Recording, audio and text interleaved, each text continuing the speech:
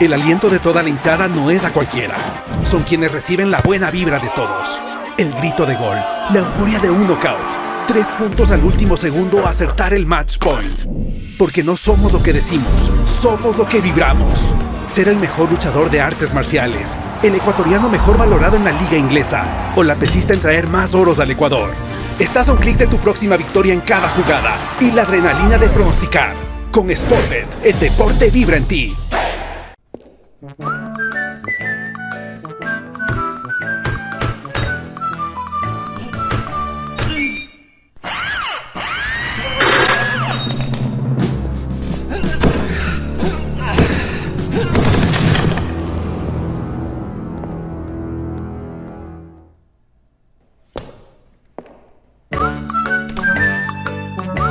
Tubos Pacífico, el arte de lo resistente. Hola, ¿cómo están? Bienvenidos a un programa más de Fútbol Sin Cassette, gracias al auspicio de Amstel, la cerveza más que bienvenida, Electrocables Tubos Pacífico, Sportbet, donde la mejor jugada la haces tú. Tenemos la gran oportunidad, el honor, por fin, de poder conversar con el señor Esteban Paz. Muchísimas gracias por esta oportunidad, Esteban. Buenas noches y bienvenido. Un gusto saludarte, Joaquín, a los tiempos que nos volvemos a ver, y siempre es un gusto poder conversar contigo, ¿no?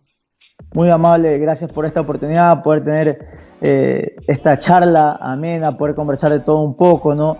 De todo lo que ha sido Esteban Paz en el fútbol desde sus inicios, este momento que está viviendo también con Leones FC, de lo que siente estando en la Serie B. Vamos a hablar de todo un poco. Primero de los inicios. ¿Cómo era el niño, el adolescente Esteban Paz, teniendo un padre tan importante en el fútbol, ¿no?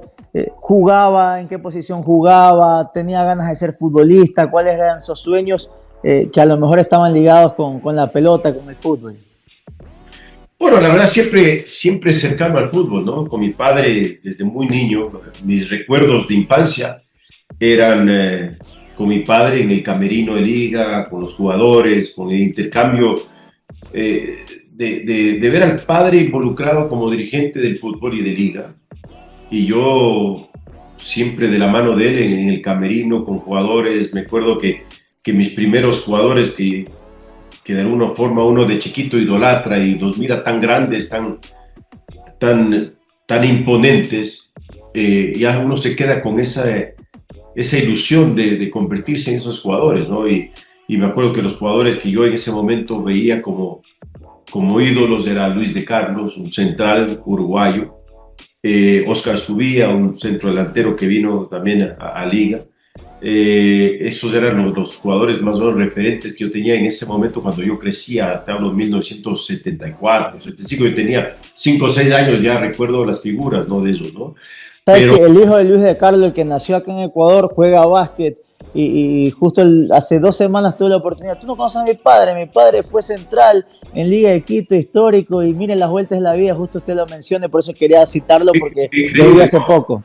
Qué lindo, ¿no? Le decían el monseñor. Y claro, Luis de Carlos, entiendo que se quedó a vivir en Ecuador, no sé, creo que en Galápagos me decían que vive. No sabía que tenía un hijo ecuatoriano, y qué bueno, si es que tienes la oportunidad de mandarle saludos de mi parte, por favor. Y después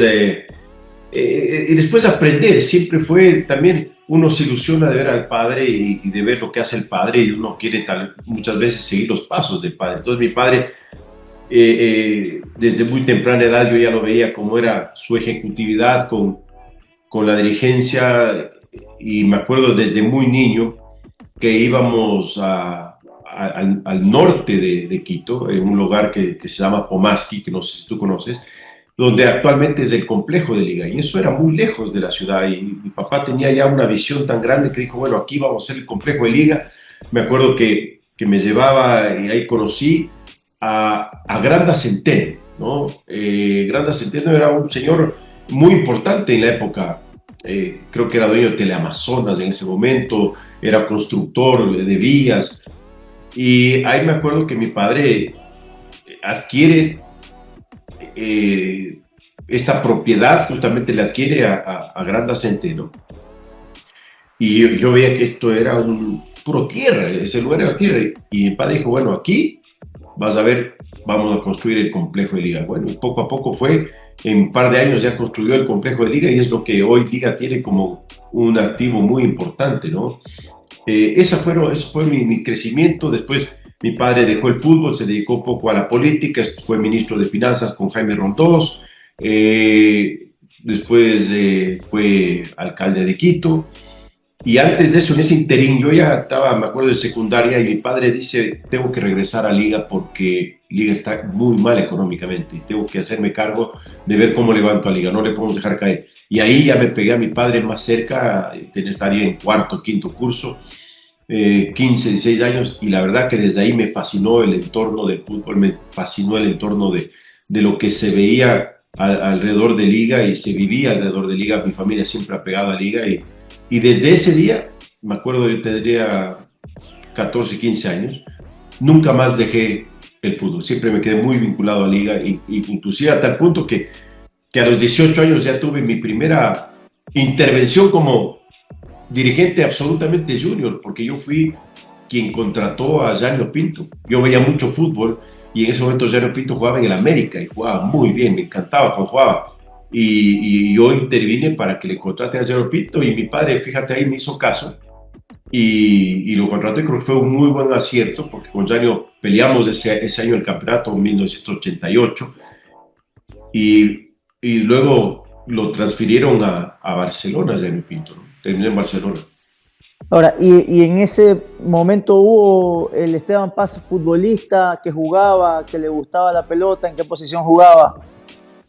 Mira, la verdad me gustaba jugar mucho fútbol, siempre jugué, intenté jugar en las formativas de Liga un tiempo, pero no tenía las condiciones ni las cualidades como para poder ser un jugador profesional, y hay que ser realista. Me encantaba el fútbol. No era como ahora hay programas deportivos, hay escuelas deportivas mucho más avanzadas y hay competencias mucho más desarrolladas a nivel infanto-juvenil que en nuestra época. En nuestra época se jugaba en el colegio, un poco con los amigos y muy poco más. De ahí sí jugaba, me gustaba jugar de volante de marca, y después con la edad terminé siendo lo más cercano al arquero, central pegado al arquero, porque ya no daba, ya en mi entorno, de mi recorrido era muy limitado, pero terminé hace un año jugando. Hace un año jugué en un complejo deportivo muy importante que hay acá, que se llama Quito Tenis y Golf Club, ahí donde siempre hay los torneos de las familias y todo, y jugué hace un año con 55 años y en una entrada me rompí la rodilla, entonces tuve que poner mis pupos quedaron en el Sport Planet. Colgados ahí. Pero, sí, claro, y la talla de delantero, volante central o de central directamente, ¿no? Terminé de central, ya pensaba que corría mucho, pero corría muy poco ya. Y ahora, en ese camino de hacerse dirigente junior, de enfocarse en eso, los estudios también que están de por medio, a lo mejor la universidad, ya me imagino enfocados en la dirigencia en Liga de Quito y en el fútbol que se ha podido mantener tanto tiempo. ¿Cómo fue esa universidad, el negocio propio también, porque está lo de Sport Planet también con el tiempo, que es una franquicia muy grande aquí en Ecuador, seguir con Liga, pero también los estudios, la universidad, negocios aparte que pueden salir también en el camino? Bueno, la verdad no era negociable en mi casa el tema de los estudios con mi padre, no era negociable. Tuve que, sí o sí, tuve la oportunidad de estudiar en Estados Unidos y fue una época muy difícil porque yo amaba Liga y quería estar cerca de Liga, y Liga llega a su primera Copa Libertadores en muchos años, 1990-91, y yo estaba en Estados Unidos estudiando y la verdad que era desesperante poder seguir en los partidos. Ahí no había internet, no había ninguna manera de ver los partidos. Entonces lo único que había, mi amigo Coco Rivadeneira, actualmente el dueño de Marathon, Marathon Sports, me regaló un radio de onda corta, y me acuerdo que ahí logré enchufarme con HCJB y la verdad tenía que subirme a un árbol a poner una antena para poder coger la onda corta y escuchaba los partidos, sobre todo de de Copa Libertadores que los pasaban, porque los partidos de Campeonato Nacional no los pasaban, no los relataban. Y el domingo a 7 de la noche había el resumen de la jornada. Ahí recién me enteraba de cómo terminó Liga en esos años y era la única información que tenía. Después ya cuando regreso, lo primero que le digo a mi padre, mira, yo quiero regresar, voy a trabajar. En ese momento me puse a trabajar en un banco, tampoco era negociable no trabajar. Y escogí ser parte de la comisión de fútbol de Liga de las divisiones formativas. Empecé como vicepresidente y de ahí presidente. Y ahí fue cuando conocí muy chiquito a Santiago Jacome, a Paul Guevara. Ahí fueron los primeros destellos de mi trabajo como en divisiones formativas en el 91, 92, año 92. Y después renuncio a las divisiones formativas porque mi padre me pide que le acompañe en la comisión pro construcción del estadio. Y me acuerdo que fui a Guayaquil y tuve una reunión con Moconza, con, si mal no recuerdo, Alfredo Grego. Me llevó al estadio. El Estadio Monumental. Claro, conocí el estadio de Barcelona y ahí es que hicimos el acercamiento con el arquitecto Mórtola, ¿no? Y yo fui el enviado de mi padre para conversar con Alfredo Gregor y poder estructurar lo que iba a ser la planificación de hacer el estadio de Liga. Y ahí me quedé haciendo el estadio de Liga. Después no se pudo hacer esta coordinación y esta asociación con Moconza creo que es, ¿no? Sí, Moconza, Moconza es el que sigue hasta... El consorcio. Claro. Y después, pero nos quedamos con el arquitecto Mortola que construyó el Estadio de Barcelona y él obviamente nos hizo algo más sencillo y nos hicimos cargo, mi padre se hizo cargo con su firma personal de ir a los bancos y conseguir los créditos necesarios para poder construir el Estadio de Liga. Eso fue y de ahí, cuando ya se construye el Estadio de Liga, dimos el paso hacia adelante para retomar nuestro manejo del equipo, bueno, el manejo de mi padre principalmente, y la verdad yo golpeaba la puerta para que me hagan caso, para que me tomen en cuenta un poco la dirigencia y poco a poco fue abriéndose esa puerta, pero no porque mucha gente cree que por herencia o por amistad o por relación familiar. Mi padre era muy exigente y muy duro a veces, no quería simplemente abrir la puerta a alguien que no trabajaba bien y me tuve que labrar ese paso con muchas dificultades, pero también eso me ayudó mucho a poder esforzarme más. Y me imagino en el fútbol influye mucho los aciertos a la hora de una sugerencia, lo de Yanio Pinto, el haber visto a Jacome, a Guevara, a tantos jugadores, y eso va a influir como para irse abriendo ese espacio. ¿Se acuerda así de algún otro nombre o algún otro movimiento que pudo haber sido ese clic? Ahora me gana la dirigencia, se dan cuenta de mi valía, de lo que yo sé, de lo que entiendo del fútbol. Bueno, eso pasó con el tiempo, sin duda pasó con el tiempo, ¿no? Al principio yo veía la puerta cerrada y está bien, mi padre se asoció y se relacionó con gente de su mayor confianza y en ese entorno al principio él no veía mi participación.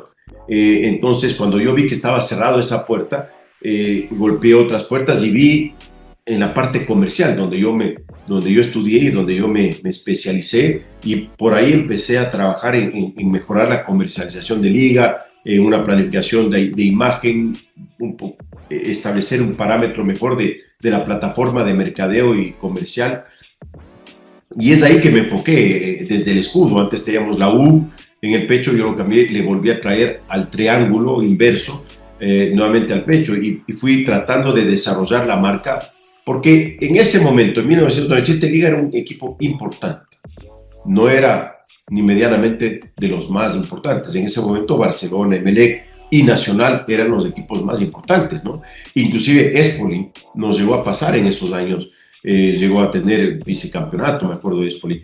Entonces era un trabajo mucho más extensivo y mucho más grande, volver a posicionar una marca importante, sí, pero no la mejor marca, como hoy termina siendo en el mercado nacional una de las mejores marcas. Siempre habrá este bagaje y esta exploración entre hinchadas, cuál es el mejor equipo, y evidentemente para el hincha el mejor equipo es su equipo, ¿no? Y después ya podemos discutir más copas, menos copas, más participaciones, menos participaciones, más hinchadas. En general, creo yo, sin duda, que a lo largo de 27 años que estuvimos en la dirigencia del fútbol de Liga, hicimos de Liga una gran institución y en ese periodo el equipo más laureado del país. Eso de tocar el infierno para llegar al cielo, teniendo esta analogía con el tema de haber descendido y después tener lo máximo a nivel continental, ¿cuánto influyó? Porque es verdad, un equipo importante a pasar a ser... yo he vivido en Argentina, he viajado por el mundo y lo que la gente conoce afuera es el que tiene el título, el que tiene la Copa Libertadores, eso es innegable, eso es indiscutible. Entonces, hacer el más grande por la Copa Libertadores, ¿cuánto cambió o influyó ese momento de haber descendido? ¿Qué se cambió? ¿Cómo podría marcar la historia cronológicamente de lo que vivió en ese momento para llegar a lo máximo en Liga de Quito? Mira, todo tiene épocas y todo tiene una relación positiva y negativa, ¿no? De las circunstancias que hay que vivirlas, ¿no? Liga venía de ser bicampeón, 99, 98 y 99. 98 con Paulo Massa, 99 con un señor del fútbol que me dio la oportunidad de conocer, que el fútbol me dio la oportunidad de relacionarme con Manuel Pellegrini, un señor, un señor. Y ahí, justamente ahí, yo ya tuve esa vinculación con el equipo, ya empezó a abrirse una puertita, la incorporación en ese momento de Alfonso Obregón y de algunos otros jugadores que intervine para que puedan llegar a Liga. Ahí empezó a abrirse la puerta. Y cuando yo intenté de retener a Manuel Pellegrini, porque yo veía, era un equipo bicampeón, que estábamos ahí cerca de pelear la etapa y no clasificamos porque se nos fue, pero seguramente por un cansancio mental del equipo o porque no armamos bien el equipo y había cómo reforzar. Viene esta discusión de que por qué Liga no clasifica y empezamos internamente a tener esta discusión de sacar a Manuel Pellegrini. Y también lo que más influyó en ese momento vino la dolarización y se congelaron muchos valores, y recuerdo que ahí tuvimos un problema severo económico y eso también fue seguramente la base por la cual mi padre optó por rescindir el contrato con Manuel Pellegrini, pese a que yo me opuse varias veces. Y después, cuando contratan a Ospina, un técnico que yo me opuse también por varios factores que yo lo presenté, no me hicieron caso y el resultado fue una debacle que el equipo terminó descendiendo, ¿no? Pero no solo porque yo quise cambiar la historia o no, simplemente porque así se dieron las circunstancias. Arregló seguido en la Serie B, mi padre me hace caso. Y yo le digo, mira, tenemos que dar un golpe de fuerza, tenemos que dar un golpe de fuerza, de credibilidad ante los auspiciantes, ante los hinchas. Y eso era contratar al técnico campeón. El técnico campeón en ese momento fue Assad con Olmedo.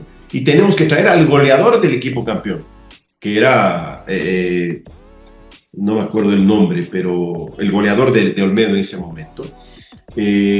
Y eso me hizo caso mi padre, ¿no? Mantuvimos un presupuesto mucho más bajo, por supuesto, pero eso nos hizo que algo de credibilidad tenga el proyecto para poder regresar rápidamente a la Serie A. Y fíjate que a mi padre le propusieron que no haya descenso ese año, que más bien que de alguna forma se cambie para que pueda mantenerse Liga en la Serie A. Y mi padre fue el primero en decir, eso no va a pasar jamás. Descendimos en la cancha y en la cancha vamos a ascender, que fue, creo que lo mejor que nos puede haber pasado. Eso nos permitió reacondicionar la parte económica y reacondicionar mucho el equipo.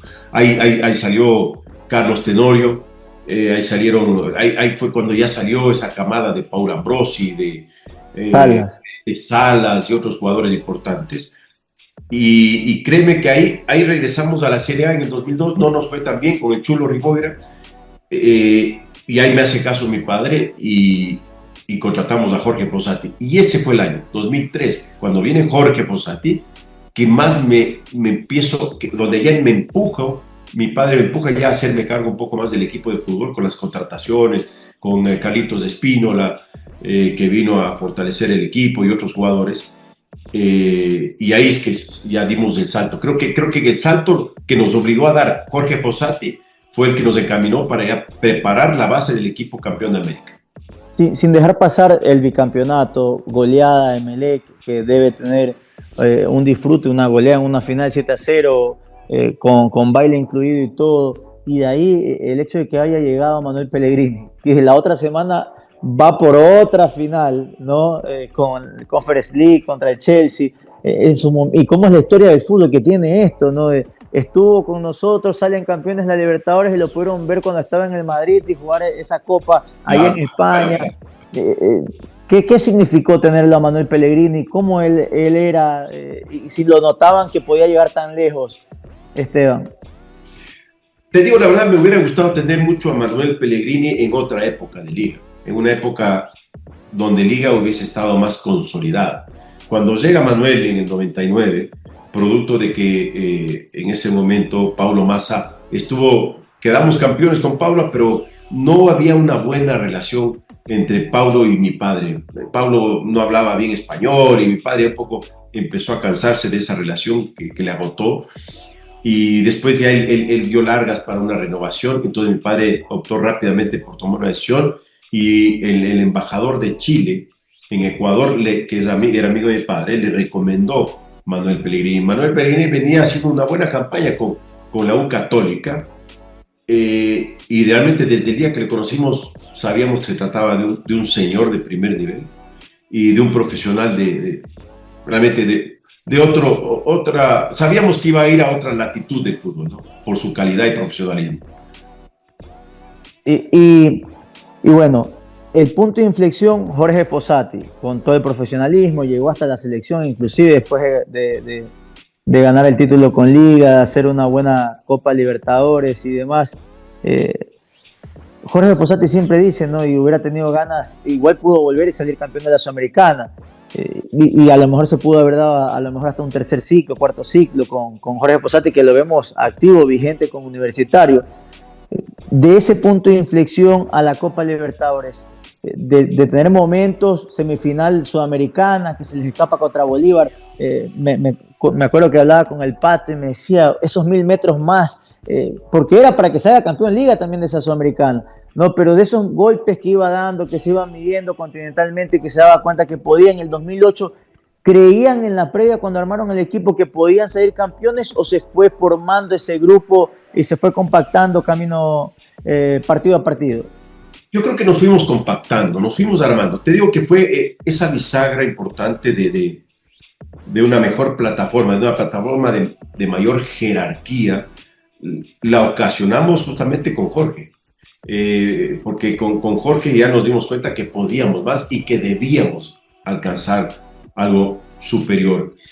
Y cuando sale Jorge ya teníamos un equipo campeón, otra vez teníamos una base importante, con Pato Urrutia, lo de Pato, me imagino que sabes la historia, pero a Pato, cuando voy al Mundial del 2002, conversando con Miller, un gran amigo del fútbol que me ha dado el fútbol, que es Miller Salazar, ahí conversando me dice, mira, parece que no le quieren hacer uso de la opción de compra a Patricio Urrutia. Le digo, ¿te interesaría? Le digo, me encantaría, me parece un jugadorazo.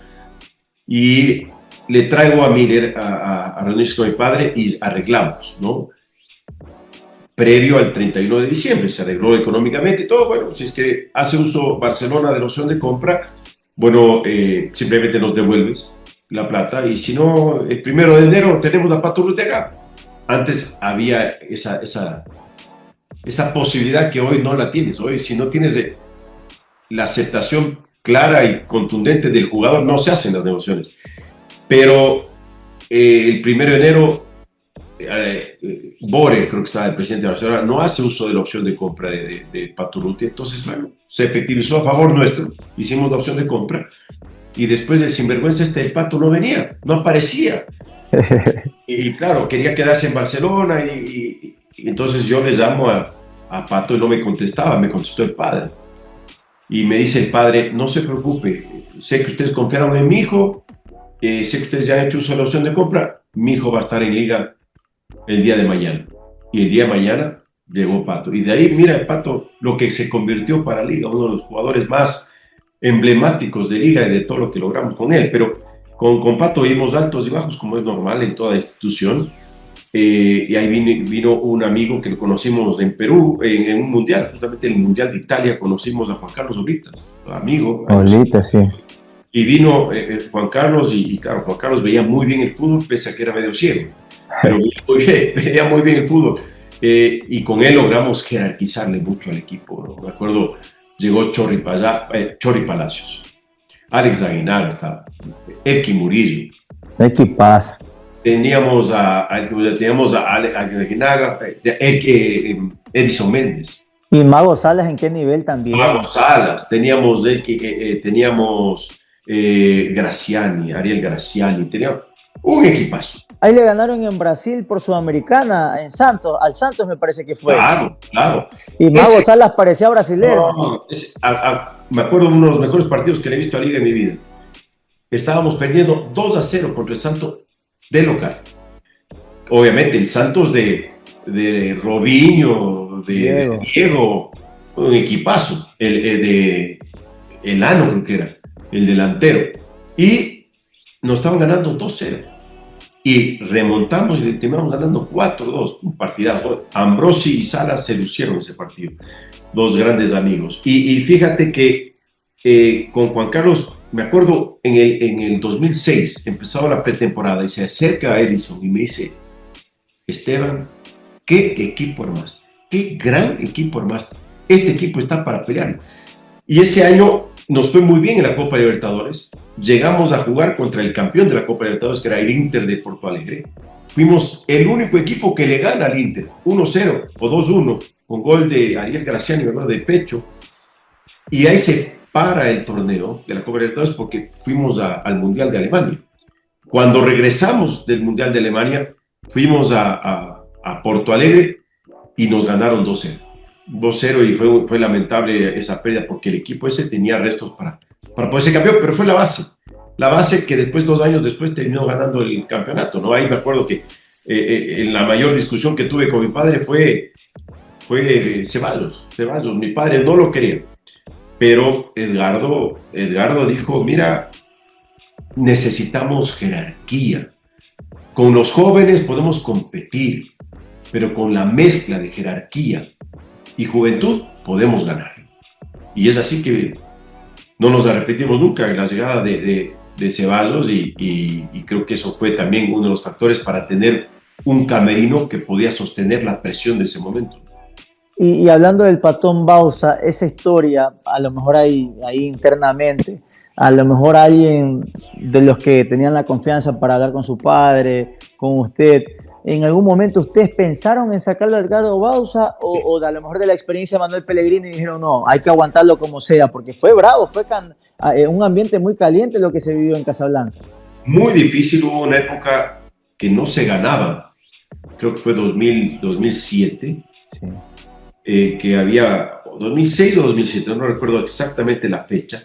2007 fue lo del Patón, que no se comenzó ganando y cambiaron el preparador físico. Ya, 2006 al final. 2006 al final sale. Que salió campeón en Nacional. Exactamente, sale Juan Carlos, llega Patón.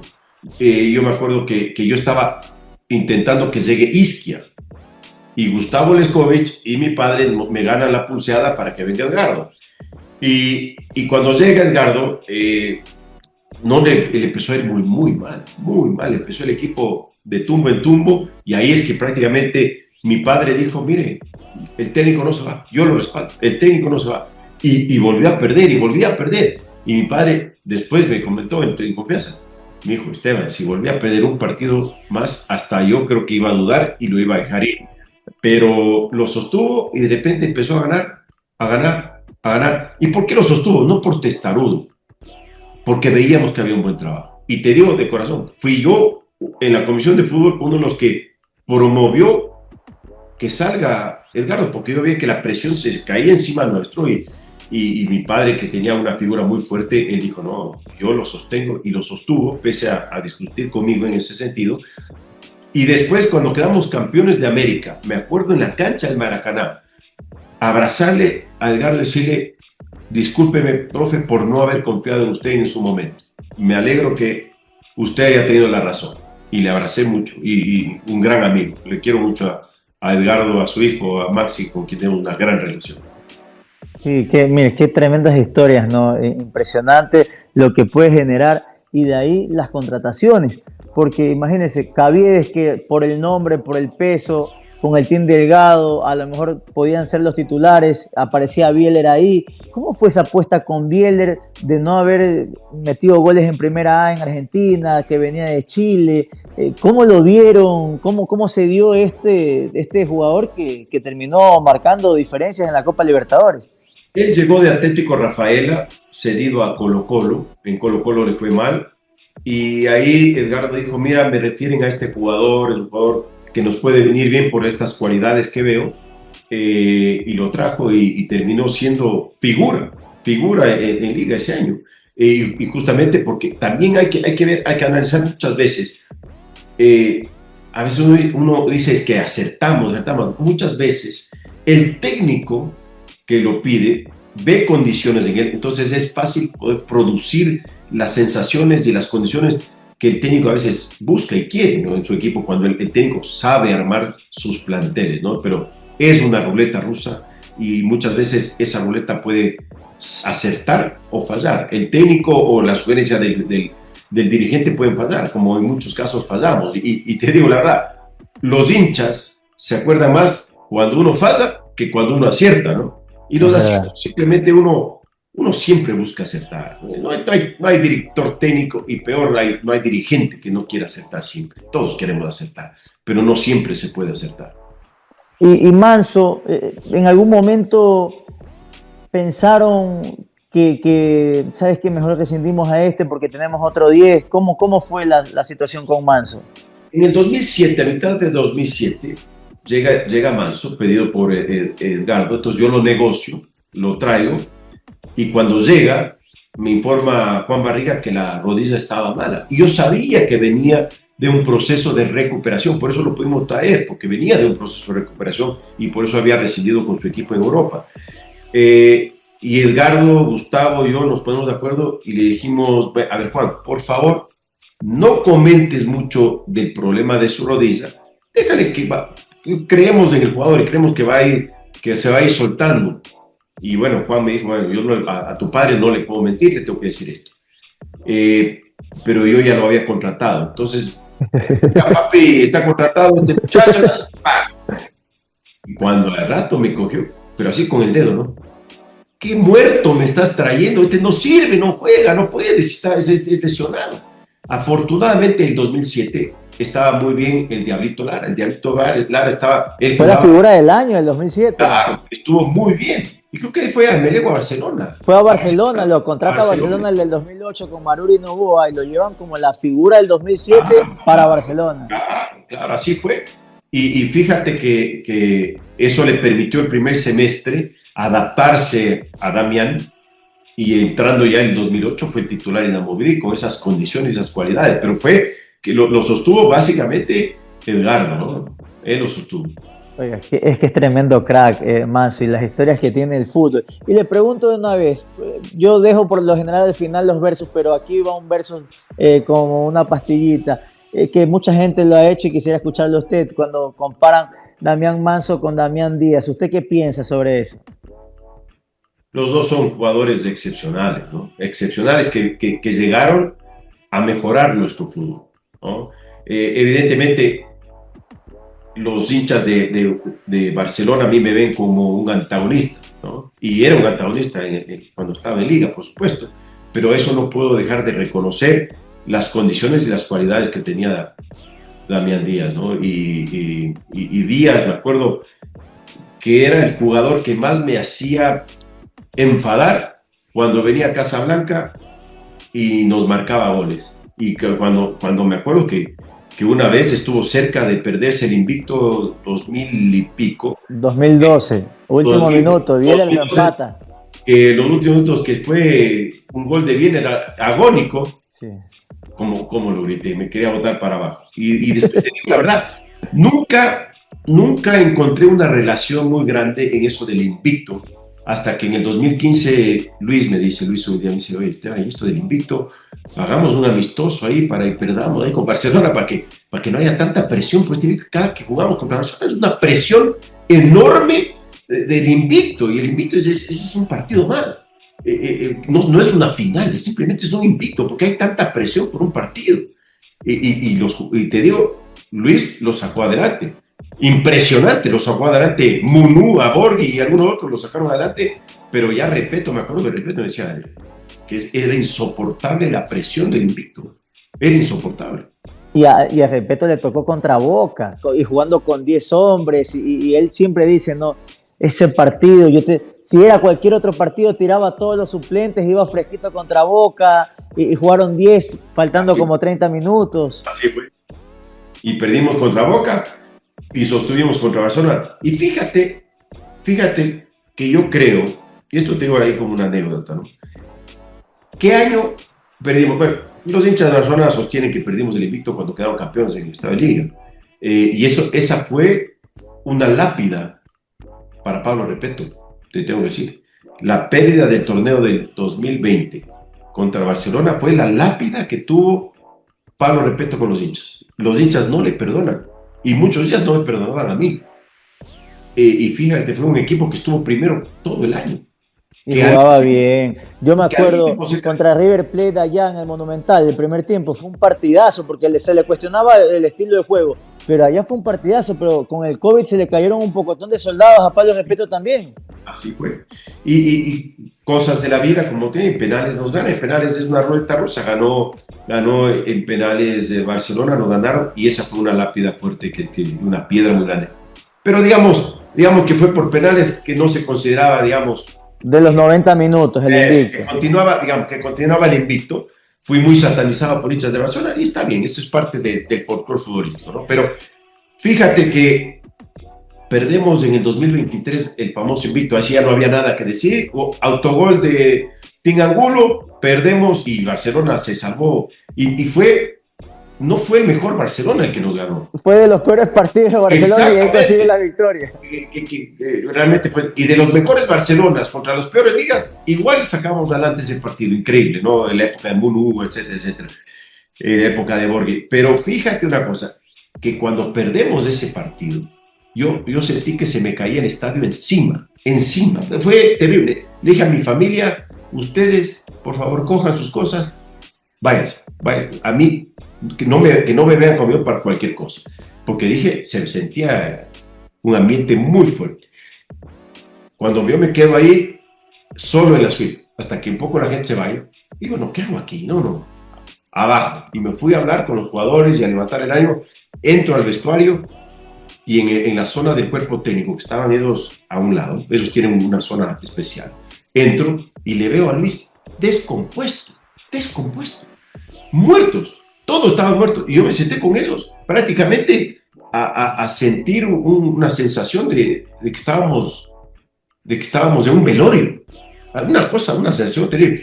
Y yo revisaba mi celular y me entraban los mensajes, pero con insultos gruesos, ¿no? Contra mí, me insultaban, me decían de todo. Y yo lo único que pude decirle ahí a Luis, esto se resuelve solo de una forma: haciéndonos más fuertes. Esto tiene que hacernos más fuertes. Se acabó el invicto. Qué lástima que nos tocó vivirlo ahora, qué lástima que te tocó vivir acá, pero de esto tenemos que salir más fuertes. A raíz de eso, fíjate todo lo que logramos. Claro. Salimos y logramos ser un equipo sensacional. El 2023 viví las sensaciones de alegría más grandes que he vivido en toda la historia como dirigente del fútbol de liga. Y aparte un hecho, porque si bien en el 2010 salen campeones y tienen una recopa, un partido a ida y vuelta, acá fue salir campeón nacional y de una Copa Sudamericana, que más partidos encima, que no había pasado, era algo inédito en el fútbol ecuatoriano. Así fue algo. El retorno de la Copa Sudamericana, ¿no? Cuando lo ganamos, el recibimiento que tuvimos en la ciudad fue algo una energía tan salvaje, tan enorme de lo que vivimos, que nunca me voy a olvidar, y solo voy a ser tan agradecido con la gente que nos hizo sentir esas sensaciones. ¿En qué lugar pone ese título? Porque lo escucho y lo disfrutó bastante. ¿Se compara con la Libertadores o no se compara? Obviamente no se va a comparar una Copa Libertadores con una Sudamericana, pero en cuanto al desahogo, al festejo. Mira, es difícil comparar. Por supuesto que la última es la que te deja la sensación final, ¿no? Y por varios motivos y sensaciones y sentimientos personales propios de lo que yo estaba viviendo en ese año, un año muy atípico en lo dirigencial, en lo interno, pero hermoso en la parte de la relación con Luis, con el cuerpo técnico, con los jugadores, fue hermoso. Con los hinchas hubo una conexión espectacular. En la parte interna dirigencial fue algo que pocas veces lo había vivido y sentido, pero eso es un capítulo que ya lo hemos discutido y creo que ya está más que conversado. Pero fue una sesión de muchos sentimientos encontrados internamente por mí. Por eso cuando ganamos en ese partido contra Fortaleza de la Sudamericana, un partido fatal desde lo emocional, porque empezamos perdiendo y después lo terminamos empatando con minutos adicionales, ir a penales. Solo una persona que es hincha de un equipo que está en una final sudamericano o Copa Libertadores puede saber las sensaciones tan fuertes que uno vive en ese momento. De ver un estadio mitad, fue increíble, ¿no? Porque para un brasilero ir a Uruguay seguramente económicamente es más factible. Hay muchos millones de brasileros, mientras que ecuatorianos somos mucho menores, hinchas de liga mucho menor, y poder sentir ese estadio muy parejo fue hermoso. Y después de empezar con la tanda de penales con Paolo fallando, después de equilibrando la tanda de penales y Alvarado fallando, dije, se acabó. La gente no se acuerda del vicecampeón. Es más, el primer crucificado es el vicecampeón. El vicecampeón no tiene ningún mérito en llegar donde ha llegado. No hay nada que le pueda salvar al vicecampeón. Dije, hasta aquí llegué. Y cuando lo logramos con Domínguez contrarrestar esto, que estuvimos a un penal de que se acabe todo y que todo sea negro, y convertirlo en este arcoíris de colores y de emociones y de alegría y de felicidad y de desahogo personal. Te digo la verdad, lloraba como niño y le abrazaba a mi esposa, que estaba al lado mío con mis hijos, y le dije a mi esposa en la oreja, mamá, me puedo ir tranquilo de Liga. De la dirigencia de Liga me puedo ir tranquilo porque sé que me voy con esto, me voy logrando esto porque sé lo que he luchado por esto, sé lo que he dado por obtener esta posibilidad. La otra, la Copa Libertadores, fue una vivencia muy similar en lo emocional, en lo dramático por los penales, y lo hermoso de esa Copa fue que la viví con mi padre, y mi padre la luchó 60 años de dirigente, 60 años, donde los ecuatorianos no teníamos ninguna posibilidad de poder llegar a competir a ese nivel. Ahora capaz que no nos recordamos de la historia y ahora decimos, no, es que no nos va en la Copa Libertadores, y somos muy, muy juzgadores, es que miren, los equipos ecuatorianos no les va bien la Copa Libertadores. No somos potencia mundial futbolística sudamericana, somos un país que está luchando para poder subir y hemos subido varios escaños, y eso nos debe hacer sentir orgullosos, no mediocres, no contentos con haber llegado ya a algunos escalones. No, queremos ir arriba, queremos ir al techo, sí, pero eso solo se logra con distintos factores, con varias aristas que tenemos que llenar todos los dirigentes para poder lograr ser más preponderantes de una copa como la Copa Libertadores. Pero no es fácil, no vemos a los colombianos constantemente en finales, no le vemos a los paraguayos, no vemos a venezolanos, pero nos juzgamos mucho nosotros de que una vez fuimos y después hemos dejado de competir arriba. No es fácil llegar, pero yo creo que el fútbol ecuatoriano sin duda ha dado muestras de mejorías y de consolidación y de solidificación mucho más grande y mucho más rápida que otros países de la región. Eso es lo que creo. Pero en todo caso, volviendo a ese sentimiento que tuve en la Copa Libertadores, fue algo fantástico. También fue un momento de inflexión. El hincha normalmente se orgullece de esto, pero también se aburguesa, ¿no? Y le confesaba a un colega tuyo, Oscar Portillo, el otro día, que a lo mejor todos nos aburguesamos, inclusive la dirigencia. Los egos pueden crecer, por supuesto que sí, pero también lo difícil es que nos midan siempre por ser campeones de América. Eso quiere decir que ser vicecampeón de América ya no es suficiente. No alcanza. Ya no alcanza. Ser vicecampeón, tercero, cuarto del campeonato nacional, eres desastroso. Y eso también nos pasó factura, ¿no? De verdad que es impresionante, justo con las coincidencias, haber ganado contra Fortaleza, sede neutral, pero igual con muchos brasileros allá en Brasil, también contra Fluminense, cuando salían los colores de local y no de liga, cosas increíbles, y contra el presupuesto, porque hablando de Copa Libertadores, eso también quería, esas diferencias, ¿no? Década 90, 2000 y ahora ya más de 2024, las potencias que son Brasil, Argentina, los presupuestos que tiene, la brecha ha aumentado demasiado. O sea, yo veo casi imposible que un equipo ecuatoriano pueda salir campeón de la Libertadores por los presupuestos que manejan los brasileños. Pero ¿cuántos años tiene la Copa Libertadores? ¿Cuántos años tiene de vigencia la Copa Libertadores? ¿Y cuántos torneos de Copa Libertadores han jugado? No sé, 60. Sí. Y hay una sola excepción. Y un vicecampeonato de Independiente. Y vicecampeonato de Independiente y de Barcelona 2. Sí. Es decir, hemos estado... Hay 4 finales de Libertadores y un solo título. Sí, pero hay 4 finales. Y hay muchos semifinales y hay muchos octavos y cuartos. Es decir, lo que pasa es que sí, sin duda el poderío económico manda, pero donde debemos, y yo sí confío que podemos lograr, nunca es tarde para empezar. Hay que aplaudir el esfuerzo dirigencial porque es absolutamente loable, y hay que reconocer lo que hace Independiente lo hace. Porque Independiente ha llevado la producción del recurso humano y la generación del talento a un nivel superior de lo que hemos podido hacer el resto de los equipos. Y eso es porque se han enfocado mucho ahí. Pero hay que reconocer que en el camino hay otros equipos que lo están haciendo bien. Y te digo la verdad, yo cuando dejé Liga, dejé un proyecto muy fuerte en formativas con Jorge Callejas, muy fuerte, y salió Oscar Zambrano y siguen saliendo los jugadores que hoy siguen siendo alimentados al equipo de primera. No puedo dejar de reconocer, porque sé acá en Pichincha, lo de Católica y lo de Aucas es muy bueno.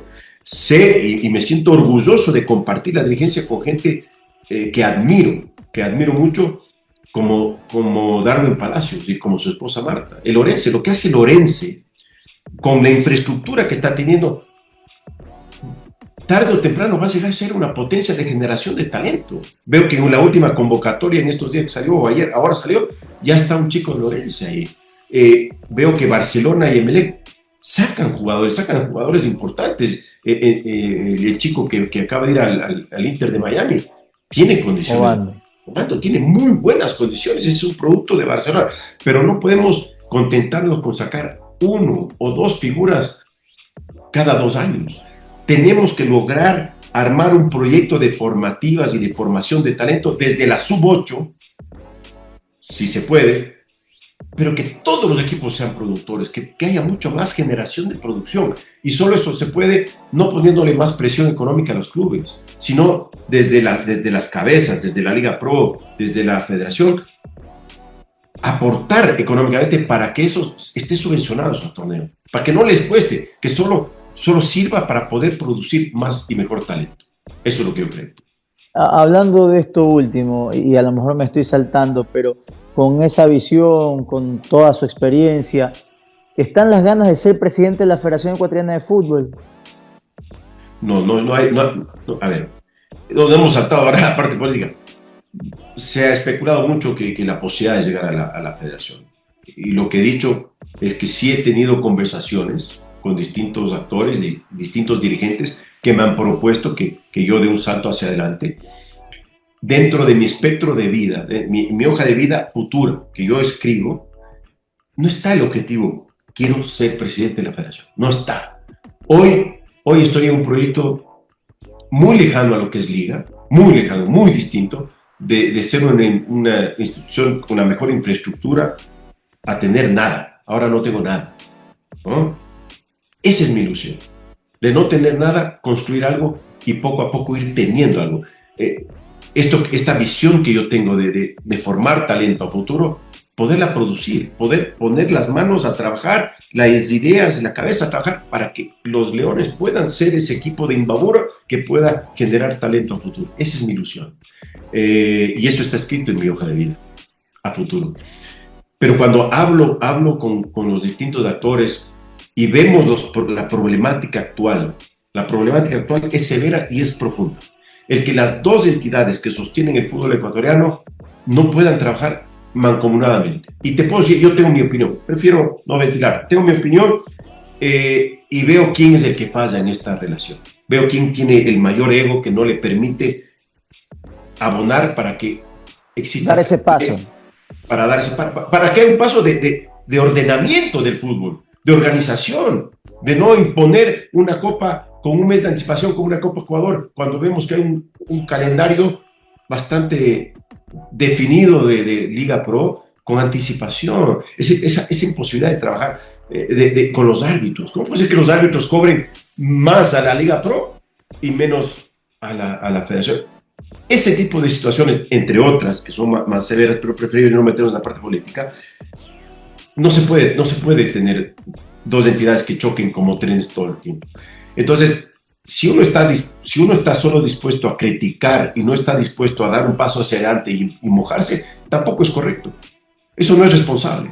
Y lo que le he dicho es, miren, hoy no es momento de hablar de personas que puedan ser las cabezas, pero sí de un proyecto deportivo. Sí armemos un proyecto deportivo que nos acoja a todos los integrantes del fútbol ecuatoriano, incluyendo a las asociaciones, al fútbol amateur, al fútbol femenino. Busquemos una integración y busquemos de ahí partir para que todos podamos trabajar en conjunto. El mismo hecho de poder celebrar un contrato en conjunto de los derechos de televisión, ¿eso qué va a hacer? Fortalecer, para que haya mejores condiciones en los derechos de televisión y auspicios.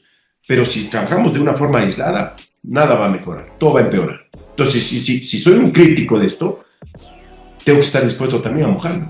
Y eso es lo que he dicho. Vamos adelante, vamos viendo. Y según el proyecto y la planificación, ahí veremos quién es la mejor opción para poder enfrentar esto.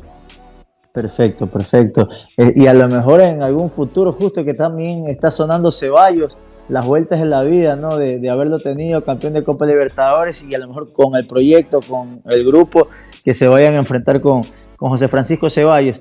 Más allá de eso político, que no tampoco es que mi mayor objetivo en la búsqueda de esta entrevista, sino más bien hablar de miles de anécdotas que pueden existir en el fútbol. En esa parte final, cuando le dice a su esposa, me puedo ir tranquilo, ¿usted ya sentía que no se iba a renovar, digamos, lo del fútbol, el gerenciar Liga de Quito? Sí, yo ya sabía. No, hubieron varios rasgos de cambios en la personalidad de quien hoy es el presidente del equipo. A raíz de que él gana las elecciones de presidente del Country Club, se convirtió en todo lo que él luchaba en contra antes. Se convirtió en la misma persona que él juzgaba antes con los otros presidentes. Bueno, él se convirtió en lo mismo. Y eso empezó a hacer que todo se distorsione, empiece a haber diferencias importantes, egos, desesperación por figurar, celos enfermizos. Y tuve un muy mal momento me acuerdo con Jorge Hewes y con Miguel Ángel Oro. Estuvimos en Argentina, me acompañó el presidente de la Liga Profesional en Argentina a un partido de semifinal contra Defensa y Justicia. Y ahí vivimos uno de los episodios más conflictivos de toda esta relación y todas estas cosas, cuando se exteriorizaron todos estos problemas. Bueno, pero son anécdotas que van sumando, pero ahí vi que no, era un camino sin salida y que no había retorno. Por eso cuando semanas después logramos ganar el torneo, yo ya sabía lo que iba a pasar y ¿sabes por qué no lo exteriorizaba, Joaquín? Porque si yo lo hacía, se podía romper el camerino. Porque yo sabía qué sentía Luis, con quién trabajaba Luis, con quién tenía la cercanía Luis, los jugadores, el capitán. En ese momento yo sabía cómo tenía que engranarse todo. Y yo sabía que si eso se exteriorizaba, se podía romper el camerino. Y estábamos a puertas de una segunda final, ¿no? Entonces era muy difícil. Sí, me acuerdo las declaraciones de Luis Ubeldía después, cuando dijo, no sé, porque quiero ver qué pasa con Esteban Paz, y ahora se entiende todo, ¿no?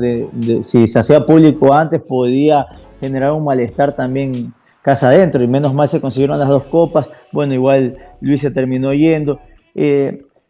¿Está el ciclo cerrado con Liga de Quito o siempre va a estar la puerta abierta para Liga de Quito de parte de Esteban Paz?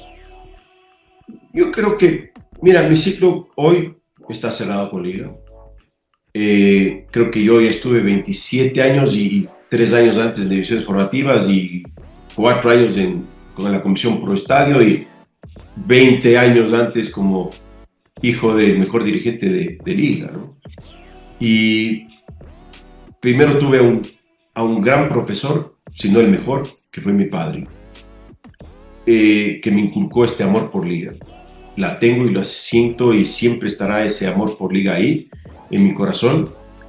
Las formas no me gustaron, las actuaciones de muchas personas, de los socios, no me gustaron, porque la hipocresía no la comparto y no me gusta, ¿no? Y creo que yo di todo lo que tenía que dar por liga y mucho más. Hice de liga con mi padre, o mi padre hizo y yo le acompañé a mi padre, para estar más claro, en esta construcción, una institución mucho mejor de la que tuvimos, que nos entregaron. Entonces, también puedo darte uno de los consejos que me dio mi padre. Nunca se puede cerrar la puerta a nada. Y peor a las cosas que uno dice amar o dice querer, y no está la puerta abierta y jamás estará para liga. Hoy estoy en un nuevo proyecto, más que nada por mi responsabilidad como amigo, como jefe se puede decir, o como simplemente apoyo a gente que creyó en mí y que me dio mucho en liga. Y que cuando yo salí los votaron a 20 y pico de personas. Cuando pasaban los meses, ¿no? Pasaban los meses y simplemente veía que estaban a la deriva y que no les pagaban sus salarios y que no les pagaban sus liquidaciones y quedaban prácticamente, estaban muy mal. Me sentí con una impotencia y una responsabilidad muy grande y por eso di el salto a tomar las riendas de este equipo de Leones. Y cuando hablaba con mi esposa, ¿no? Y decía, mira, acompáñame en esta nueva historia que vamos a marcar, en este nuevo camino, que va a ser muy difícil, pero acompáñame no solo porque quiero dar y quiero tener la responsabilidad con mis coidiarios y con la gente que confió en nosotros, ¿no? Gente muy querida, ¿no? Y darles a ellos una posibilidad de trabajo de su vida, sino que confía en que vamos a ayudar a la gente. Hay niños y niñas de este país que lo único que piden es una oportunidad. Y no lo digo porque mucha gente va a decir, no, está en política, está haciendo, no, lo digo de corazón. Eso es lo que dije a mi esposa. Yo no estoy arreglado en la vida, yo tengo que trabajar para sostener a mí y a mi familia, pero tengo que reconocer que yo tengo una vida que la mayoría de los ecuatorianos no la tienen. Y creo que es el momento que yo sí puedo dar, y si puedo aportar con mi conocimiento y de mi equipo de trabajo para poder fomentar y dar una oportunidad a los niños y niñas de este país, ¿por qué no hacerlo? Sé que es un granito, sé que son 100, 200 niños que les puedo dar una mano, pero feliz de poder hacerlo. Y si le cambio la vida a uno, hemos ganado. Y créeme que ese es mi enfoque, ese es mi objetivo y esa es mi energía que hoy me mueve, ¿verdad? Cambiar la vida de por lo menos un niño a la vez o una niña a la vez, ese es mi enfoque. Y Leones FC, que está puntero en este momento, a espera de lo que suceda con Gualaceo, está planteado como objetivo poder ascender ya este año. ¿Están las ganas de que sea inmediato o de a poco? ¿Cómo ves el proyecto para poder llegar a primera? Mira, yo soy, a mí me gusta ganar. Me gusta ganar en la cancha, correctamente. Siempre he defendido el fair play, la transparencia, siempre, y defenderé toda la vida, ¿no? Y lo que le pedía yo al cuerpo técnico y cuando hicimos la incorporación, fíjate que cambié completamente. Desde este año realmente me hice cargo, porque el año pasado fue un poco para entender. La parte final, el tramo final, ¿no? Claro, el tramo final. Y usted dice está lejos de liga, pero hay liga en Leones FC con Subeldía, con Sí. Sombra Espinosa. Creo que vi por ahí al hijo de Alfonso Obregón. Está el hijo de Alfonso Oro, está el hijo de Edson Méndez. De Quinito, claro. Está el un hermano chico de de Kevin Ricardo. Minda también. Está el hermano de Kevin Minda, Santiago. Están dos chicos que eran de formativa. El chico Morán, que estuvo en Barcelona, y está Ariel Borja, que vino de las formativas de liga. Entonces, obviamente, no porque quiero sacar jugadores o cuerpo técnico o gente relacionada a la liga, sino que parte de la gente que salió de liga. De confianza. De confianza es que yo he tomado esto. En la cabina estaba, me acuerdo del partido pasado que me tocó transmitirlo, estaba el hijo de Patón Bausa, estaba Leskovich, estaba usted, Jacome. O sea, yo le decía a Chip y a la gente en general cuando transmitía el partido, o sea, es una postal nostálgica por todo lo que generaron y lo que significan para la liga también. Sí, pero también te digo la verdad, uno dice es una caída y yo no lo siento como caída, pero sí le veo como un cambio de óptica, ¿no? Un cambio brutal de óptica porque de tener todo, de una infraestructura, una hinchada, ahora no tener nada, ¿no? Empezar desde cero. Date cuenta que tuvimos que rescindir contrato con cerca de 19, 20 jugadores y contratamos 22 jugadores. Entonces, prácticamente una nómina nueva. Entonces, lo que yo le planteé al cuerpo técnico es, miren, para poder ascender necesitamos formar una base que pueda ser el sustento de un ascenso, porque si es ascender para descender, no ascendamos. Entonces el trabajo hoy es de tener una base y creo que hemos hecho un buen trabajo, no creo que es excelente, pero sí es un buen trabajo y no es excelente simplemente porque la economía es muy reducida en la Serie B, muy reducida, ¿no? Y con ese trabajo creo que hoy estamos ordenados, no nos sobra nada, pero creo que tenemos la solidez necesaria para ir avanzando. Estamos en una posición estelar, espero, todavía falta mucho, quedarnos en una posición estelar para ir viendo para qué estamos en el futuro. Un par de preguntitas sueltas en esta parte final, de verdad agradeciendo muchísimo por este tiempo, por esta grata charla que la tenía como objetivo hace muchos años atrás y de verdad que para mí es un honor y me llena de orgullo tener esta oportunidad. De preguntas sueltas, ¿no? Porque analizando mientras usted hablaba, yo me ponía a pensar, no, tantos ídolos de otros clubes, porque mi pregunta iba a ser en este juego de, a ver, del ídolo de tal equipo, ¿cuál le hubiera gustado llevar? Pero de ahí hacía el ejercicio y me decía, a ver, lo tuvo el Cookie Juárez, lo tuvo a Altín, lo tuvo a Ceballos, que en el 11 histórico estuvo ahorita del centenario Ceballos, estuvo a Saritama, tuvo a Antonio Valencia, del Quito, del Nacional, ¿no? Creo que nos faltaron qué ídolos o qué jugador le hubieran gustado tener de a lo mejor de otro equipo. En su momento Subeldía me dijo que el Quito Díaz y Oyola él los quería llevar, pero después vio la identificación y fue muy fuerte. ¿Fue verdad esto de aquí? ¿Sí lo trasladó a la dirigencia esto? Bueno, acuérdate que Luis tuvo un bagaje en Barcelona importante, ¿no? Sí, sí. Tenía una relación con Oyola y con el Quito, y los quiso, me los pidió a los dos, ¿no?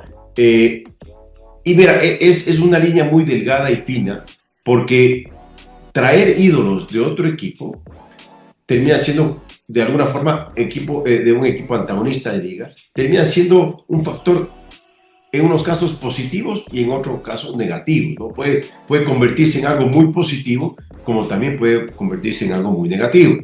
Entonces, recuerdo que ni Oyola ni el Quito Díaz aceptaron venir a liga. ¿No? Pero usted sí se contactó con ellos. Sí, Luis sí los quiso traer. Esos fueron firmes y tajantes en quedarse en Barcelona, ¿no? Y hay anécdotas de otros jugadores que pudieron haber venido a liga, que ya no hace falta hablar, ¿no? Ya que queden en el pasado, que fueron muy importantes en Barcelona en su momento, ¿no?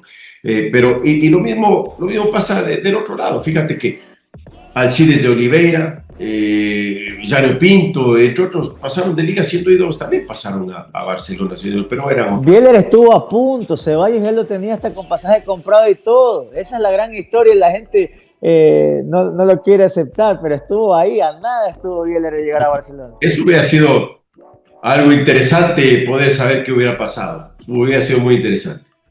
Claro, de tantas idas y vueltas. Y Alexander Domínguez, ¿no? Domínguez también, es verdad. Ceballos me lo pidió Alexander. Alexander también se lo pidió Ceballos porque el Beto también tuvo una intención ahí antes que llegue Bujay en el 2020, cuando estaba en Colombia me parece, pero se escapaba del presupuesto. Sí, no, bueno, fíjate que Alemán fue una Brian sí. Alemán, cierto, que había estado declarado. Viene a liga producto de que quedó libre, me acuerdo de Unión, creo que fue, de Unión, ¿no? Él tenía su contrato era con 3 equipos, Unión, sí. Y ahí... Defensor Sporting, me parece. Claro, exactamente. Y el empresario lo logra dejar libre, logra quedar libre y me lo trae. Y me dice, ¿te interesa Alemán? Y yo, bueno, me parece un gran jugador. En ese momento consultamos, sí, que venga Alemán. Y llegó Alemán y ahí hubo una disputa Barcelona, Unión, nosotros estábamos en el medio. ¿No? Obviamente a mí me gustaba mucho Alemán, pero parece que tenía algunas deudas con Barcelona y que no quiso por eso volver a Alemán a Barcelona, pero no fue grato el retorno de Alemán al fútbol ecuatoriano y a Liga. No, hubo discrepancias ahí. Nunca se Casi quedó. se va hasta las manos con Aguinaga, me parece, no me acuerdo Sí, bien. exactamente, estuvo Aguinaga en el banco y es como que nunca se acomodó a Liga. Nunca terminó de acomodarse Liga. Saritama también, analizando así, porque obviamente son positivos a los que le va bien y son negativos a los que le va mal, seguramente, ¿no? Entonces, Te olvidas Saritama, de uno, ¿no? Te ah, olvidas de unos importantes. Me acuerdo Nahuel Pan, Nahuel Pan, claro, de Liga a Barcelona. Ariel Jonathan Alves Nahuel, de Liga a Barcelona. Ariel Nahuel Pan, nosotros en un momento dado no lo veíamos como un jugador importante, lo pidió el Patón, gastamos mucha plata en él, lo prestamos a Barcelona y en Barcelona le fue muy bien. Y me acuerdo que hablaba, no me acuerdo si fue con Toño Novoa o con alguien de la Comisión de Fútbol del Toño. ¿Y Dumet creo que fue. con quién? José Luis Dumet, que era el Puede presidente de la ser, Comisión de Fútbol. puede ser José Luis, no me acuerdo, pero alguien fue, que nos llevábamos bien. Digo, compra, porque se estaba yendo a México y creo que le debían unas pocas cuotas, ¿no? Pues compra. Creo que puede ser un mejor negocio que se quede acá y que no se vaya a México. Y claro, para Liga también hubiese sido un mejor negocio que se vaya a Barcelona que a México y no lo lograron hacer. Y me acuerdo que recibí la carta de Barcelona haciendo uso de la opción de compra, pero Nahuel Pan no quiso quedarse. Y después volvió a Barcelona. Y después Borghi, que fue uno de los grandes desaciertos míos de traer a Borghi. Y fíjate que a Borghi lo traje por recomendación de Subeldía, que se iba, y de Edgardo Bauza, que los dos me dijeron, mira, tráelo a Borghi, porque él tiene la jerarquía para manejarte el camerino. Mira. Hice caso y me fue fatal. Pero teníamos a Loco Alves. Y Loco Alves sí, a mí me gustaba, producía sensaciones, igual loco y todo, pero era interesante Loco Alves. Con el mismo empresario de Brian Alemán. Y ¿sabes lo que pasó? Que simplemente Borghi no toleró un par de cosas y me tocó obligadamente cederlo a Barcelona. Y le fue muy bien a Barcelona. Y seguramente los hinchas de Barcelona me agradecen y los hinchas de Liga me detestan por eso también.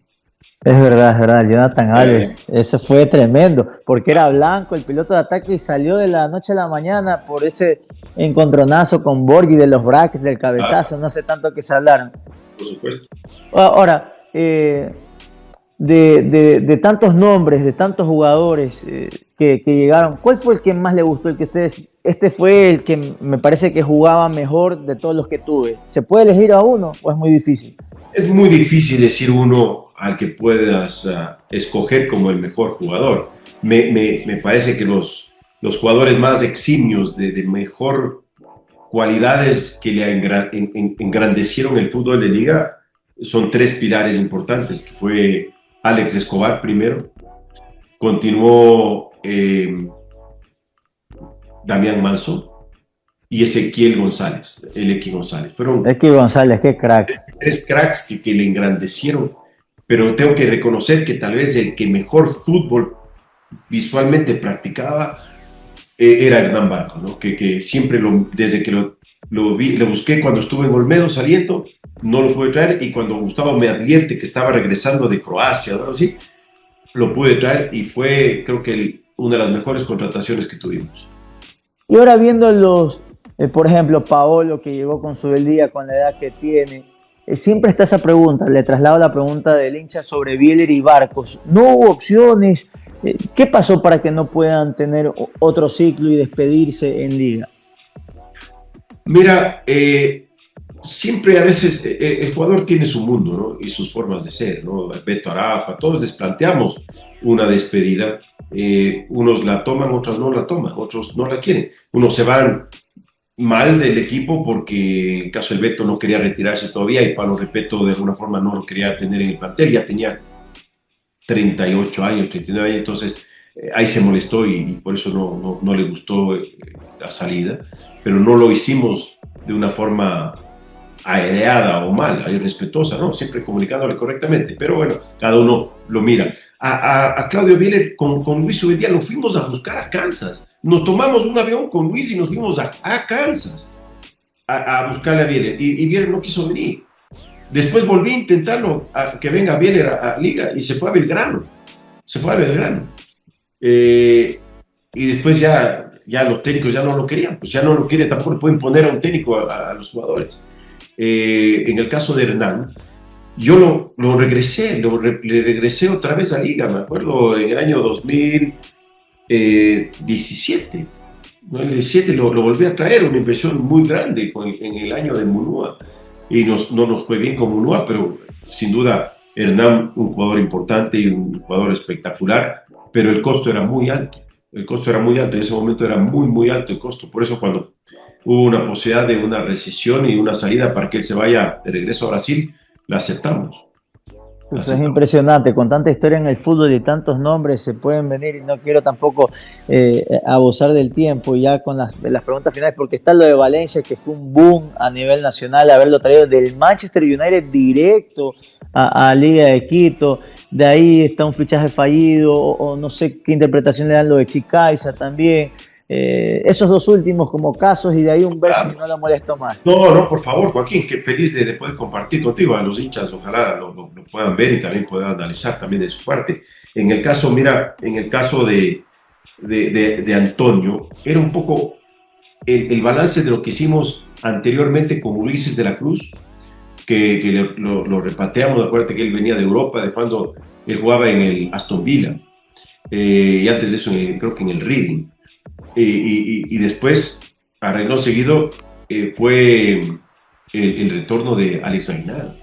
Cuando hablamos con Alex, me dijo, mira, al único equipo que yo iría al Ecuador es a esa liga.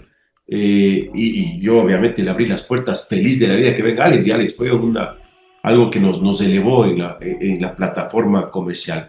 Y después lo mismo hice con Antonio. Antonio lo persuadí, obviamente tenía una importante relación económica con él, y justo nos cayó, ¿te acuerdas de ese periodo nefasto en la cual le expusieron ese piso 17? Sí, lo expusieron de mala manera, porque finalmente ellos se quedan en el hotel, pero no les expusieron a los que se fueron del hotel, y les ponen a Antonio, y eso le costó mucho. Nos perdimos mucha credibilidad en la comercialización alrededor de Antonio. Después hubo ese paro indígena muy fuerte en la época de Lenin, que también nos frenó económicamente mucho. Y después tuvimos la pandemia, así como Antonio nos cayó una tras otra, ¿no? Y la pandemia ya, Antonio ya no quiso continuar, pero esos fueron sin duda jugadores excepcionales en su llegada a Liga, ¿no?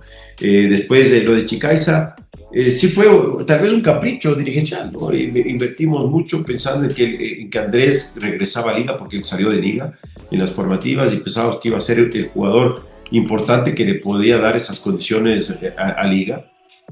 Y simplemente Pablo no lo vio, no vio esa relación, y cuando le ponía, empezó a haber una relación media negativa entre Andrés, Pablo y la hinchada, que porque no lo ponía, que muchas veces sucede, y eso fue el producto inicial, o el proceso inicial para poderlo sacar de Liga, porque no le hacía bien a Liga o al camerino el nombre de Andrés, ¿no? Y después así hubieron varios jugadores. Los camerinos, cuando están sólidos, están fuertes, funcionan.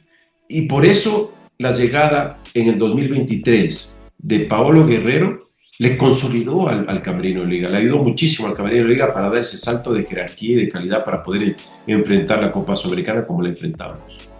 Yo me acuerdo que hablé en algún momento con Fossati y me decía que él tuvo una conversación con Spencer para llegar a Liga de Quito, hablar de Aguinaga, Quinito, hablar de Antonio Valencia. Tranquilamente estamos hablando de un top 4 de la historia del fútbol. ¿Le quedó alguno pendiente? ¿Hubo algún fichaje que hubiera sido un boom y que estuvo cerca pero no se pudo dar?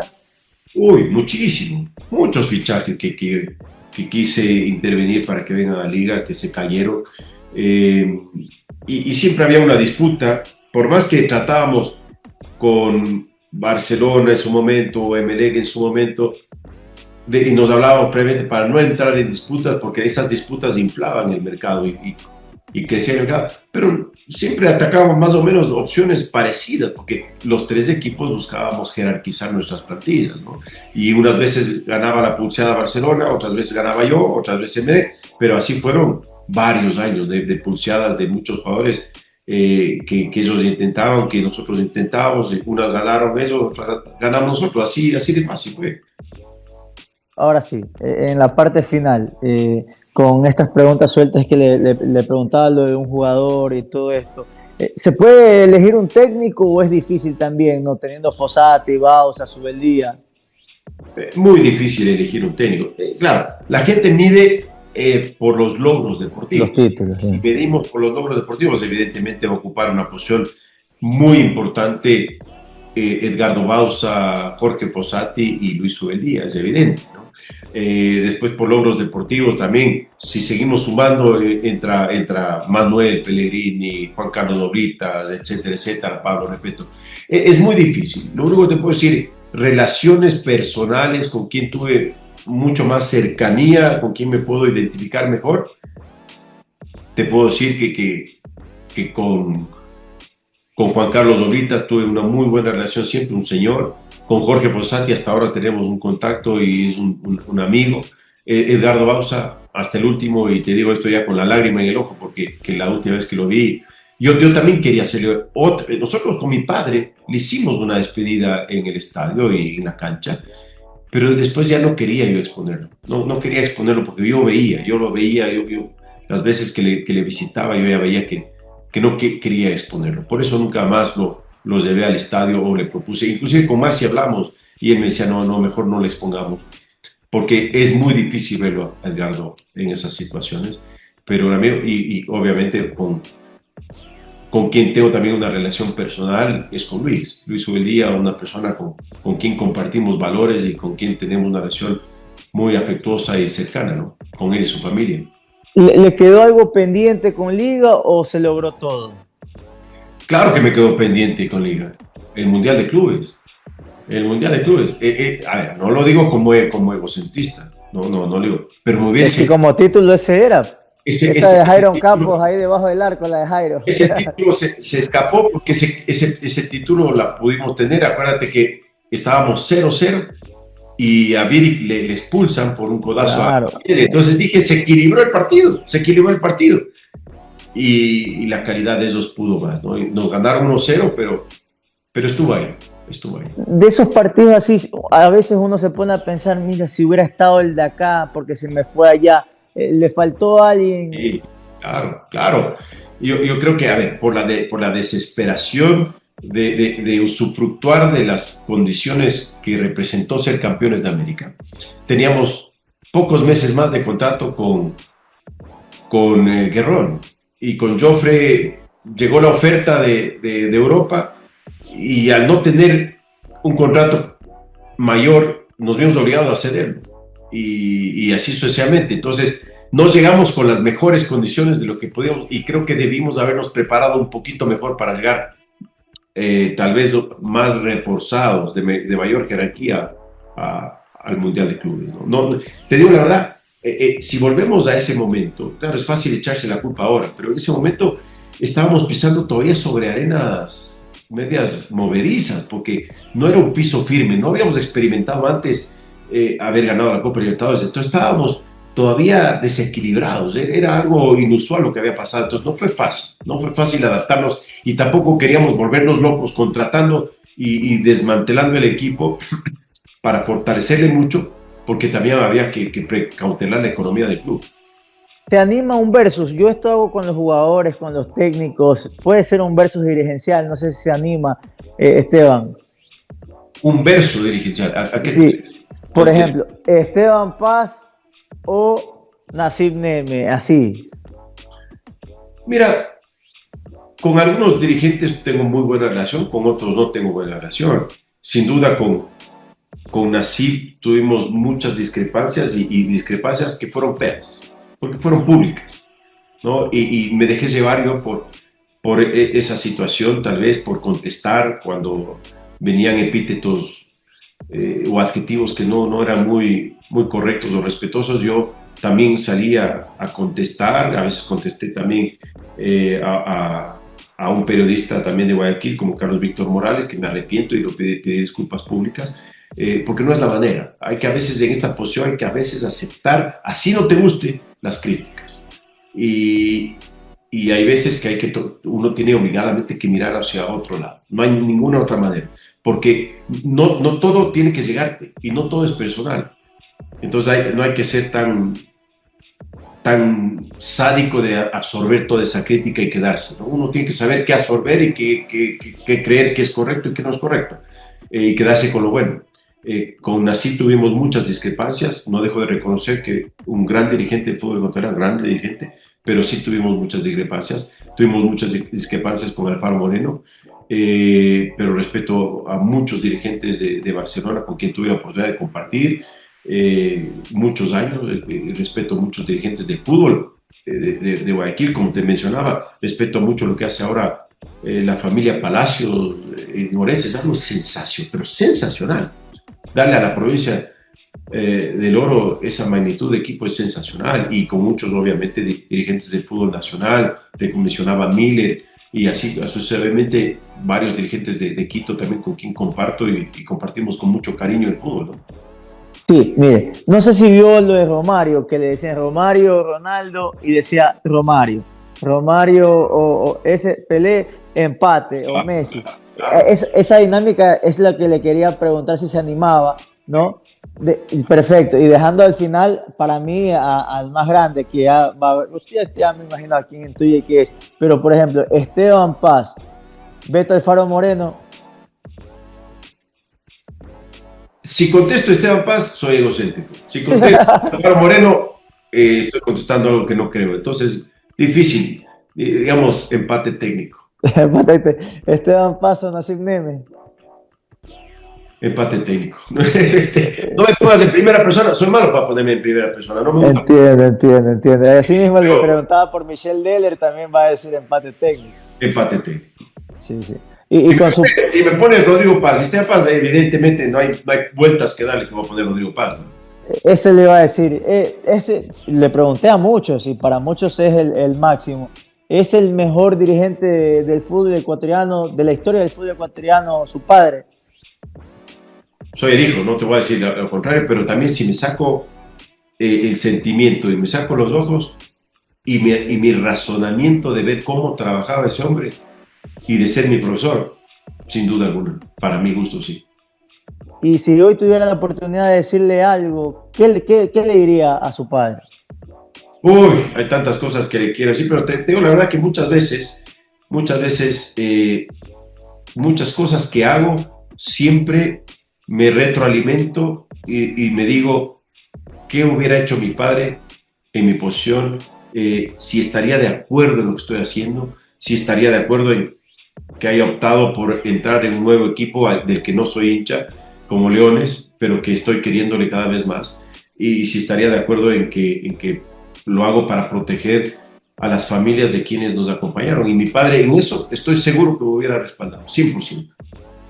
De ahí, para usted, no teniendo en cuenta todos los dirigentes que han pasado y puede tener algún concepto, el mejor dirigente del fútbol guayaquileño, ¿usted tiene alguno de Guayaquil que pueda decir? Muchos dirigentes del fútbol. Yo creo que Isidro Romero marcó una historia importantísima, no solo en Barcelona, sino en el fútbol nacional, por todo lo que dimensionó y fue uno de los precursores de elevar el fútbol ecuatoriano a un nivel ya internacional, ¿no? Fue que ya nos movió para arriba, ¿no? Obviamente Nassim Neme, por supuesto que hay que reconocer a Nassim Neme, hay que reconocer se me está escapando, el presidente de Melec, mucho tiempo, amigo de mi padre, buena gente. Omar Quintana. Perdóname y disculpe Omar, que no me acordaba de Omar, que en paz descanse, pero Omar Quintana, un señor dirigente, ¿no? Y así, y Barcelona ha tenido dirigentes de primer nivel. Muy bien, de verdad, muchísimas gracias. Con Aquiles Álvarez, que me retó a puñetes en una gasolinera, y después me encontré con Aquiles en una reunión y le dije, mira, estamos para tres rounds, vamos. Ha sido grandote, le dije, pero estoy aquí. Pero no dejamos de tener una relación cordial, ¿no? Dejando de lado esa actitud circense que tuvimos en un momento dado, pero reconozco que trabajaba muy bien en Barcelona. ¿A quién ve para campeón este año? Está difícil primero porque veo que Liga tiene problemas y pese a que tiene un buen equipo y ser tricampeón es muy difícil, hay una presión enorme. Veo que Barcelona está haciendo bien las cosas pese a que tiene una presión muy grande internacionalmente. Y te puedo decir una cosa, y no quiero entrar en una polémica, pero no es correcto que se menosprecie las copas, porque no son, o sea, no le pueden a Barcelona solo empujar a una copa. No le puede ser, Barcelona no solo puede estar hecho para una copa como la Copa Libertadores. Barcelona tiene que estar hecho para todas las copas, porque todas las copas, y te digo de corazón, como yo pensaba como dirigente, si Liga jugaba la Copa Tapitas de Cervecería Nacional, pues esa copa había que ganarla, porque eso es la dimensión de un equipo. Pero cuando uno minimiza, o la prensa lo minimiza, o hinchas minimizan una copa por otra, sin haberla ganado, le perjudican al equipo, yo creo. Porque estoy seguro que si ganan una Copa Sudamericana, los hinchas se van a volcar con orgullo por su equipo y enalzar esa copa. Entonces, ese me parece que es un error, que no le puedo señalar con el dedo a una persona específica, pero hay que construir ganando lo que más se pueda. Yo creo que el fútbol de Guayaquil es un fútbol que tú ves que apoya mucho más. Ves la cantidad de hinchas que apoyan a Emelec, que apoyan a Barcelona a nivel nacional, y es un eje fundamental del fútbol nacional. Muy bien, de verdad quisiera dejarlo en esta parte final con un mensaje al hincha en general, especialmente al hincha de Liga de Quito que va a ver esta entrevista, todos a nivel nacional. ¿Cómo le gustaría que lo recuerden en la vida en general, como dirigente? Ese mensaje para todos los hinchas. Mira, te voy a decir una cosa, te voy a decir, es difícil, muy difícil tener un padre tan exitoso, ¿no? Y seguramente alguien se podrá reflejar en lo que yo digo, porque mucha gente te mide de acuerdo al éxito de tu padre y muy poca gente te mide de acuerdo a tu propio éxito o de lo que tú puedes lograr o de lo que tú has logrado o de tu trabajo. Todo el mundo te mide como el heredero o la sombra del éxito que tuvo tu padre. Y yo llegué a un punto a frustrarme por eso. Me llegué a frustrar porque decía, la gente a mí no me ve. Haga bien o haga mal, a mí no me ve. Porque ve a esa dimensión tan grande que es de tu padre. Y me siento en un momento dado, digo, perfecto. Porque yo lucho todos los días para que a mi padre le vean con esa dimensión. Y me alegro haberlo hecho. Y me alegro haber hecho todo lo posible para que así se dé. Y en el fondo construí una fortaleza muy grande de yo valorarme y de mi entorno, de mi familia, valorar lo que yo logré y lo que yo pude hacer por Liga. Y lo que yo logré y pude hacer por Liga, lo tengo adentro. Y nadie más tiene que decírmelo porque yo ya lo valoro.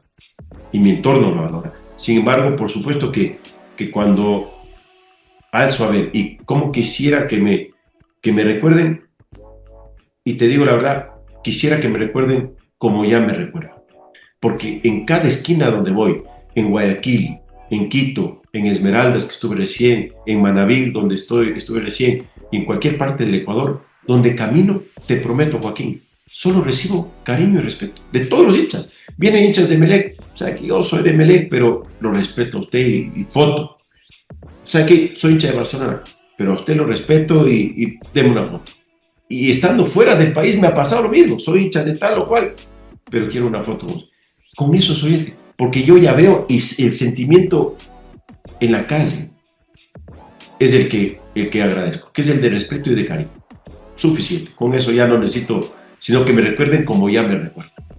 Créame que yo vi publicaciones la semana pasada, ¿no?, de los posibles candidatos a la Federación Ecuatoriana de Fútbol. Cuando ponían los nombres, no es porque estoy haciendo la entrevista, sino es porque es un hecho, es algo que se dio. la gran mayoría decía Esteban Paz, y de todo, ahí decía yo soy de tal equipo, Esteban Paz, de otro equipo, Esteban Paz, no eran hinchas de liga, y es el concepto que se lleva, que a lo mejor se valora en el tiempo, ¿no? A lo mejor cuando está todo fresquito es una cosa, pero ya con el tiempo se valora demasiado, y de verdad eso quería transmitirle en esta parte final, agradecido por esta entrevista, por este tiempo, y deseándole lo mejor, muchas bendiciones y éxitos, especialmente con lo de Leones FC, que está creciendo, y me parece que igual a pasos agigantados. He visto la evolución, los jugadores que han apuntado, un ex Manta, Lino, hay algunos nombres ahí que pueden marcar mucha diferencia, y que esperemos verlo pronto en primera, Esteban. De verdad, muchísimas gracias y bendiciones. Gracias, Joaquín, qué lindo poder compartir contigo, nos conocimos cuántas veces pudimos compartir con tus compañeros también, y la verdad que vivimos en un entorno futbolístico, nos encanta lo que hacemos y amamos el fútbol en todas sus dimensiones. El tiempo dirá, uno lo que trata es de escribir una hoja de vida lo más blanca y transparente posible, y que después ya la gente lo juzgue. Así que muchas gracias por la entrevista y nos veremos pronto. Muchas gracias. Muy bien, estuvo con nosotros en Fútbol Sin Casete el señor Esteban Paz, dirigente importante de la historia de Liga de Quito, hoy en Leones FC. Gracias a los auspiciantes, Sportbet, donde la mejor jugada la haces tú, Amstel, la cerveza más que bienvenida, Electrocables y Tubos Pacífico. Este fue un episodio más de Fútbol Sin Casete. Gracias por habernos acompañado. Pasen bien.